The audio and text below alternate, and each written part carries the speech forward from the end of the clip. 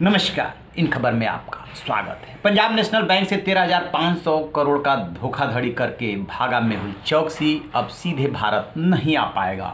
इसकी वजह यह है कि कानूनी पेच इसमें फंस गया है। पहले उम्मीद की जा रही थी कि जिस तरीके से एंटीगुआ ने डोमिनिका से कहा है कि आप सीधे भारत को सौंप दो और भारत लाने की तैयारी भी कर रहा था, तो वो सीधे भारत को सौंप देगा, लेकिन ऐसा हो न सका। दरअसल वो एंटीगुआ का नागरिक है और जो डोमिनिका है उसने अपने नियम कानूनों के परीक्षण के बाद ये कहा कि चूंकि एंटीगुआ का नागरिक है और जब एंटीगुआ का उसने नागरिकता ली तो भारत का नागरिक नहीं रह गया, इस नाते हम जो है सीधे भारत को नहीं सौंप सकते। और इसमें क्या क्या आ रही थी दिक्कत, सुनिए एक रिपोर्ट। 13,500 करोड़ के पीएनबी घोटाले के आरोपी मेहुल चौकसी को सीधे भारत के न सौंपने के पीछे दो कारण बताए जा रहे हैं। पहला कि उसके लिए बंदी प्रत्यक्षीकरण याचिका डोमिनिका में दायर की गई है, और दूसरी वजह ये बताई जा रही है क्योंकि वो भारत का नागरिक नहीं रह गया था, वो नागरिक है एंटीगुआ का, इसलिए डोमिनिका एंटीगुआ को ही सौंपेगा। इसके पीछे का जो वहाँ का सीआईडी तर्क दे रहा है वो ये कि वो गैर कानूनी तरीके से डोमिनिका में घुसा। कानूनन उसके गृह देश एंटीगुआ और बारबुडा वापस भेजा जाएगा, जहां वह पिछले 4 साल से वैध नागरिक है। सीआईडी ने चौकसी के अवैध तरीके से क्यूबा या अमेरिका जाने के लिए डोमिनिका में घुसने की योजना से इनकार नहीं किया है।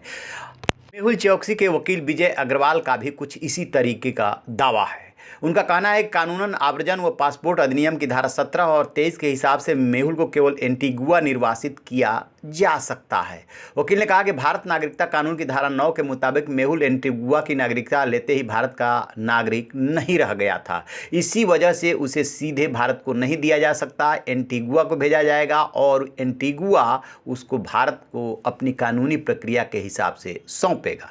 कि इस बीच भारतीय विदेश मंत्रालय के अधिकारी इस प्रयास में लगे हुए थे कि किसी तरीके से उसको डोमिनिका से सीधे भारत लाया जाए और अपनी कानूनी प्रक्रिया भी पूरी करते रहे, लेकिन सफलता इसी कानून की वजह से नहीं मिल पाई।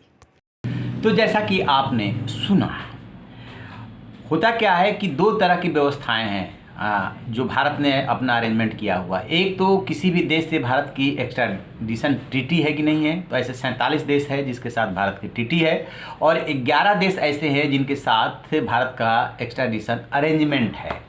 बाकी देशों के साथ क्या होता है कि दोनों देशों के संबंधों पे डिपेंड करता है कि जो क्राइम करके वो भागा है वहाँ पे वो क्राइम है कि नहीं है, दोनों देश की आपसी समझ कैसी है। दरअसल ये जो मेहुल चौकसी है वो एंटीगुआ से इसलिए भागा क्योंकि उसे लगा कि मैत्री वैक्सीनेशन जो प्रोग्राम चलाया भारत ने, उसके तहत एंटीगुआ की भी मदद की और वहाँ के प्रधानमंत्री ब्राउने ने भारत की तारीफ भी की इसके लिए। तो लगा कि कहीं ऐसा ना हो कोई एंटीगुआ जो है वो भारत को सौंप दे, इसलिए वो भाग करके डोमिनिका पहुँचा। वहाँ से क्यूबा और कुछ लोग कह रहे कि अमेरिका जाने वाला था। खैर वो पकड़ा गया वहाँ पर। तो वहाँ पर जब डोमिनिका में पकड़ा गया तो उसका अपराध सिर्फ इतना था कि अवैध रूप से उस देश में वो घुसा, तो लिहाजा जहाँ का वो नागरिक है वहाँ पे उसको सौंपा जा रहा है।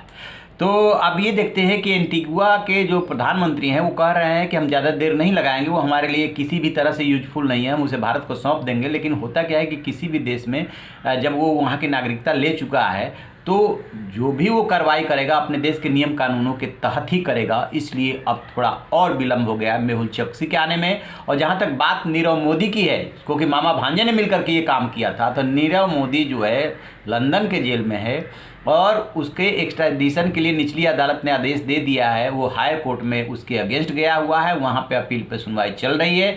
जब कानूनी प्रक्रिया पूरी हो जाएगी तब जो है वो नीरव मोदी यहाँ पे आ पाएगा। दोनों इस 13,500 करोड़ के घोटाले में शामिल है। तो आप रहिए ना बेखबर, देखते रहिए इन खबर। Thank you.